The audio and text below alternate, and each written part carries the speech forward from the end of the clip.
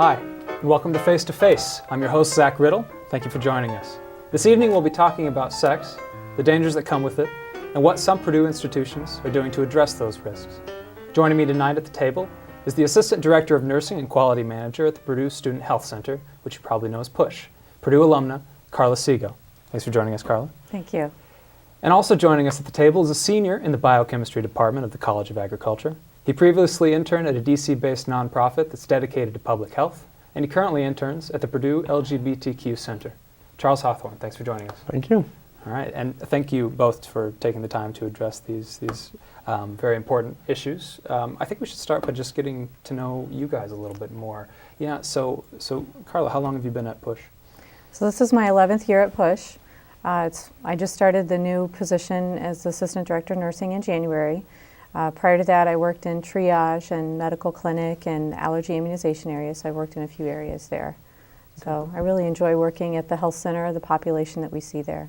Yeah, so what are, for some people that may not be, know all that PUSH does, what are all the services that they provide to the community? So we have a general medical clinic where we'll see colds and flus and any kind of chronic health conditions, those kinds of things. We have a women's health area where we concentrate a lot on women's health, but we also do transgender hormone therapy in that area as well. We have an allergy immunization area. We give immunizations. We also do tuberculosis testing for pre-matriculation for incoming students.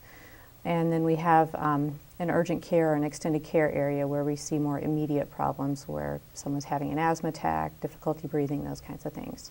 And then we have a nursing triage area where if a student comes in and doesn't have an appointment that day, then we can decide, do they need to be seen today or can we schedule them for future? Right. And so what specifically related to sexual health and education, what kind of services does PUSH provide? So we have a Get Yourself Tested and we do that twice a year. It's coming up. I have the date here. It's in April, right after spring break, and we do it right after fall break as well, where we test for chlamydia and gonorrhea, and that's a free testing at that time. But we also offer general STI testing anytime any student comes in and wants that.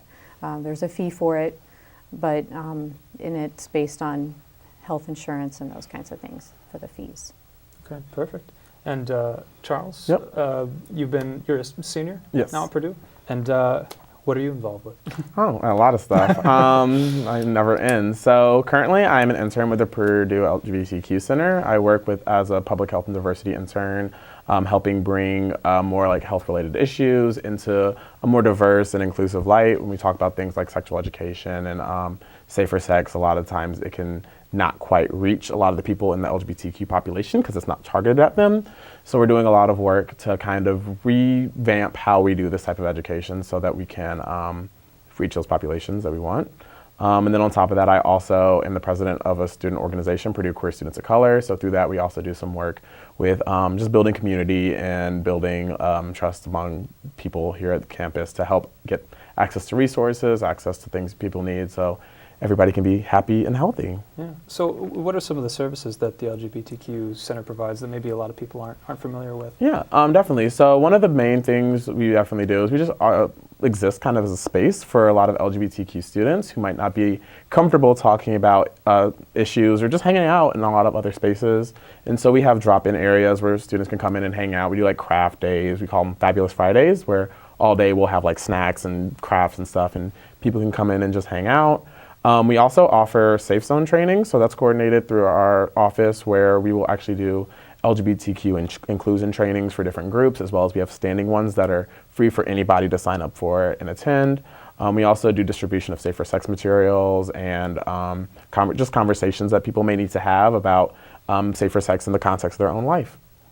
So, yeah, one thing I'm interested in is how sexual health education and the resources that are provided to students has changed since you've been here. Karla, can you talk about that a little bit? So the health center, generally you have to make an appointment to see one of the providers to really have an in-depth conversation. We don't generally have like education services unless there's an appointment that the patient comes in for. Or if they want to just walk in and talk to a nurse, that's always available too as far as the triage area. But in the past, we've given out free condoms. We still have those available as well. like you said, doesn't always address all of the issues that every person needs. So we're trying to meet more of those needs as well. Sure, absolutely. And you, Charles, how has it changed just since you've been here? I think over the time I've been here, there have been significant shifts in what's available. I know in some ways it's been for the better, in some ways it's kind of been for the worst. Well, that's always kind of what happens. We'll get right back to that after this first commercial break. All right, awesome. Stay with us. We are all Boilermakers, but we're also much more. We're history makers, exploring the farthest reaches of our universe, often when strapped to a rocket. We are hope makers, rebuilders of Haitian cityscapes who ensure they'll now withstand any disaster. We are difference makers, developers of drought-resistant crops that just might end world hunger. The fact is, what we make moves the world forward. We are Purdue, makers all. It's one small step for man,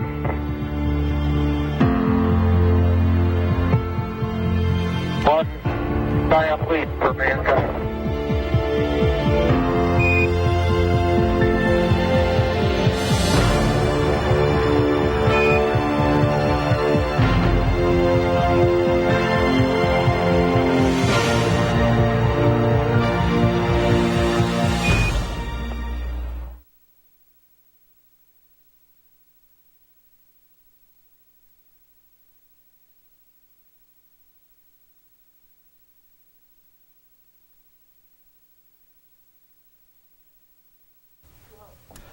So we're back with Face to Face. We were speaking with Karla and Charles. Charles, you were talking about the ways that sexual health education and the resources that are available to students have changed over the last years that you've been here. Could you elaborate on that a little bit? Yeah, absolutely. So I know my freshman year there was it was very common practice, and which is still best practice among universities, to distribute as many safer sex materials as possible.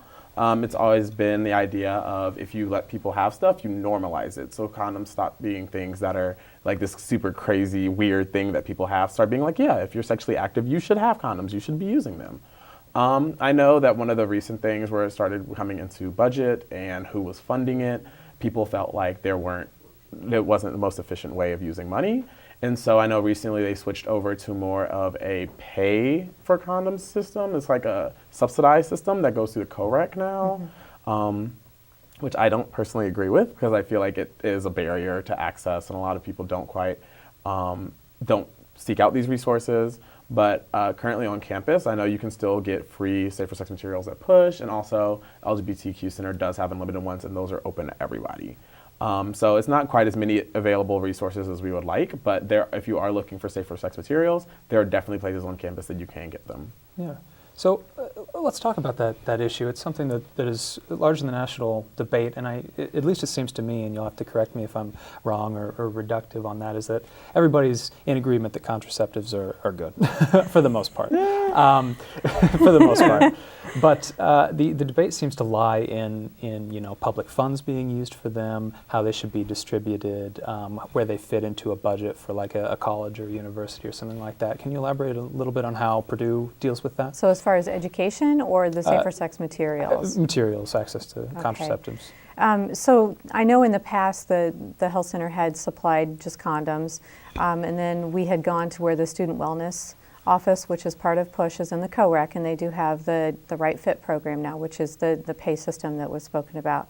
And they also offer dental dams there as well with that services. But you can still get access to free condoms at the student health center with appointments, or just even coming in to see the nursing staff, those kinds of things. Those are still available. But it is a funding issue, and we can't. So I'm not sure of the reason that the student wellness program, they had to get grants and things, so there was the access to the grants. And I know that the LGBTQ Center was several grants to help cover it. Able to get grants to cover those. So that was where the funding problem was. Sure. Absolutely. And so I have some, we intended to just talk about kind of the problem of sexually transmitted disease on college campuses. I have some statistics from the CDC here, one specifically that 15 to 24-year-olds account for over half of all new sexually transmitted disease infections in the U.S., and I'm sure these are statistics that you're familiar with, and it seems to be rising steadily every year, at least in the past 2 years. It's been something that's risen. What can you kind of inform some of our viewers maybe why that's happening, some of the factors that go into that? I have not done much research on that. I do know that, like you said, that the rates have gone up. It's interesting, I was looking in 2014, the teen pregnancy rate went down, but the STI rate went up at the same time. So Plan B has come into effect since that happened as well, so maybe better access to Plan B, or maybe different options for women as far as choices once they become pregnant had something to do with that, but still isn't going to prevent pregnancies and the STIs that come along with that. Sure. So. Yeah. Charles, do you have any kind of... Yeah, absolutely. And I think in addition to that, it has a lot to do with it's the nature of diseases is they spread, and they spread rapidly. And so especially as I think on college campuses, there's been definitely more of hookup culture, of more of not having relationships, which is something that is completely fine, but needs to be a lot more education about how to do that in a safe and healthy manner. And so when we don't have that education that's quite readily available, coupled with more people having sex with more partners, and less and the rate of contraceptive and the rate of disease-preventing materials such as dental dams and condoms are on the rise, it kind of creates this big mess. And I think that, along with, a large portion of the focus on safer sex has been around pregnancy for the past few years, on preventing pregnancy. And so as more people have started to get into, more and more women are using things like birth control, Plan B, like you said, they kind of neglect that there are other things that come out from sex, like STIs. Yeah. And so that, I think that's where a lot of the change is coming from, is like this higher rate of ability to transmit. Sure. Yeah, and obviously this is such a complex problem, especially when you look at the way that teen pregnancies and STIs are correlate or Absolutely. And every day we'll get students that come in that to the health center for care, whose parents know that they may be on birth control but don't realize they're sexually active. They're on birth control for other reasons, but they don't want to tell their parents that they've gotten an STI. And so it's that education, the stigma portion of the conversations with parents that either the parents don't have with the children or the children don't have with the parents. And these children on the college campus are really adults, and so that's what you have to get them to understand. You're an adult. Have an adult conversation with your parents and move through this. Sure, exactly. And I think that stigma has a lot to do with it as well, when people often don't want to go get tested because I don't want to know. I don't want to know. It's just like, this is terrifying. And I think when that happens, is you have people who are still sexually active who may have been affected, but are thinking, well, that wouldn't be me. I'm not the type to get gonorrhea. I'm not the type to get syphilis. And so they're continuing to pass this disease onto their partners without recognizing that the damage they may be doing. Right. And we'll talk some more about this right after this break. Stay with us. For more than a decade, our country has been at war. And as our service members were trained to wage war, they were also trained to wage leadership and loyalty and teamwork. They were trained to wage compassion and problem solving and understanding. Our military veterans were trained to wage good. And as they return home, we have a chance to join them and wage good for all Americans. By empowering our veterans to strengthen our communities. As volunteers and first responders. Teachers and small business owners. As neighbors and friends. The Got Your Six campaign is dedicated to waging good by bridging the civilian-military divide. And helping returning veterans realize their true potential as leaders and community assets. So help us wage good at gotyoursix.org. I've got your six. I've got your six. I've got your six. I've got your six. I've got your six. I've got your six.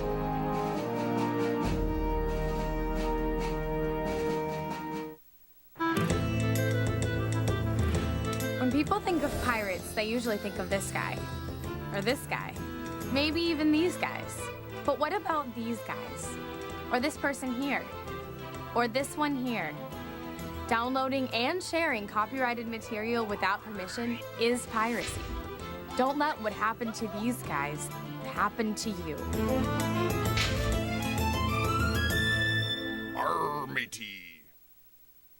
I'm Daniel Radcliffe, and I believe that reaching out for help is the bravest thing a person can do.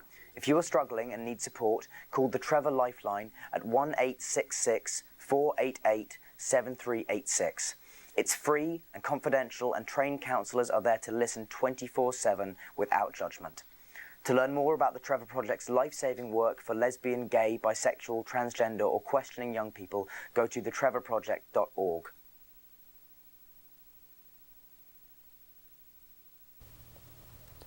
And we're back, face to face, here with Karla and Charles. And we were having a great conversation. There's something that I wanted to ask you about, Charles, with your work with the Purdue Queer Students of Color. So the numbers that we were talking about with the rates of STDs climbing and infections among people between the ages of 15 and 24, college-age students typically. So the numbers for chlamydia, gonorrhea are climbing. Gonorrhea or syphilis was the one that was the most surprising to me, that one's been going up quite a lot in the last couple of years.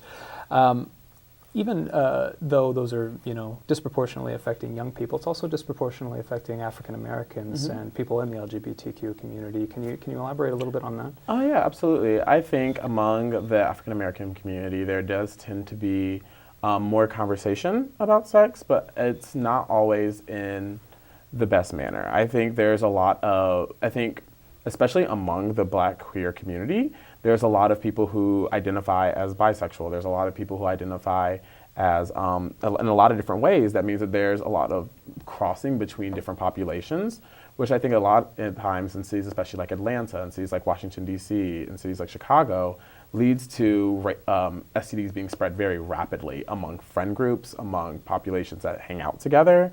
So they can move very rapidly from between like the gay community and the queer community over to like maybe more the general population.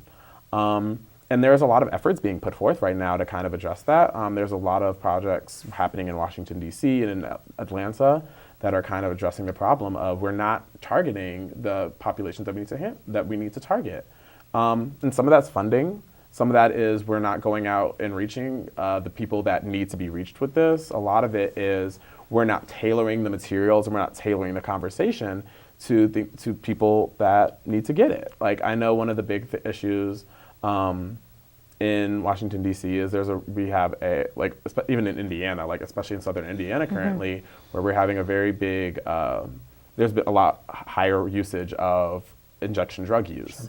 And so among that, there was a lot, before we had any programs, like before we were able to get syringe exchanges, like in the past couple of years, there's a heavy number of people who were getting HIV and spreading it through sharing. And hepatitis C. And hepatitis C. Absolutely. And they were sharing it through sharing needles, as well as between sexual contact. Yeah. For HIV at least, not hepatitis. But, and so when that happens, especially among the Black community, it just spreads very rapidly. And I think it disproportionately affects people because I think the Black community tends to have less access to resources to deal with it. I think a lot of the times they don't have access to medical treatment. I think a lot of times there's the intersection of dealing with poverty, of dealing with the ability to access things, dealing with the stigma, which once again is a huge thing in the Black community. So that's definitely is a big problem. But there are a lot of efforts being put forth to help work on it. And then on the healthcare side of that, those students that come in that don't want to talk about their history, whether they're queer, whether they're bisexual, those kinds of things, if you're not open and honest with a healthcare provider about your sexual history, they won't treat you and test you properly. Do you know if you've had sexual intercourse with a drug user? It's important to know whether you have or not. Those are conversations that you have to have when you're having intercourse, before you have intercourse, so you know how to protect yourself and you know how to be tested afterwards. Right. So a lot of both of what you guys brought up kind of goes back to education and those types of things, what people are aware of when they're dealing with medical professionals, what they're dealing with just in their personal lives. So what do you see as the state currently of education right now, sexual health education? Very poor. Very poor. Very, very poor. Agreed. There's a large number of states that their primary methodology of teaching sexual education is an abstinence-only policy, where you don't even talk about what a STD is. You don't talk about what pregnancy is. You don't even look at a diagram of genitalia. You're just like, don't have sex. Which works for a year. And then all of a sudden people are like, well, I have sex. I didn't die, and that was great. And then they start having more, but without the education behind it to do it safely. I know Indiana is definitely one of those states that don't have a mandatory sexual education program. And so there's a number of kids who are graduating high school who don't know about how to properly use a condom, who don't know about what you need to do to protect yourself. Because I know I graduated in 2013 from my high school in Indianapolis, and I think maybe at one point we had a one-day lesson where they said, don't have sex because you might get STIs. Okay, now here's a handful of condoms. Go. That's more than what my children got locally. My children got don't have sex. There was no mention of a condom. And in health class or in biology class, when they talk about HIV or hepatitis, they don't talk about how you get it or how to prevent it. And being a nurse, when my children came home from school and said, we had the sex talk today, I asked those questions. So how do you keep from getting HIV? How is that spread? And they couldn't answer those questions. So it was a very frank conversation that I had with my children about those kinds of things, whether it's you're going to get an immunization for human papillomavirus before you have intercourse. Those kinds of things have to be open conversations with parents if they aren't going to happen in the schools. Sure. Well, we'll be right back after this commercial break to wrap things up with Karla and Charles.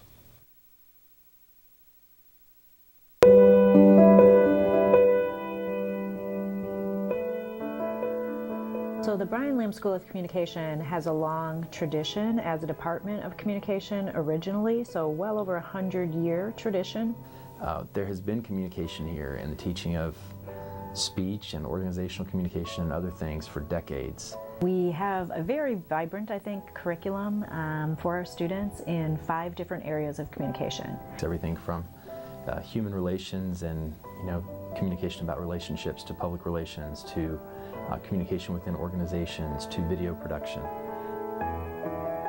I think we attract really a variety of students who are interested in learning about communication skills, but then also being able to use those skills in a variety of settings. Students have a lot of chances to get real, practical, applied experience, hands-on learning. The classes that I've taken have definitely helped me grow in the career that I want, and I could not imagine taking any of these classes anywhere else. I think a great part of our curriculum is when we have alumni who come back to classes and talk to students. The networking is incredible through this program. We're all over the nation and even all over the world. I've actually had an internship where a Purdue grad was working there full-time, and it was at Warner Brothers Studios. I think when people hear about Purdue University, their first thoughts are probably engineering and astronauts. I'd like for students who aren't necessarily interested in being astronauts or engineers to also think about Purdue, but in terms of the Brian Lamb School of Communication. Also very excited to see what my future holds because of Purdue, and I know I'm fully prepared because of the Brian Lamb School.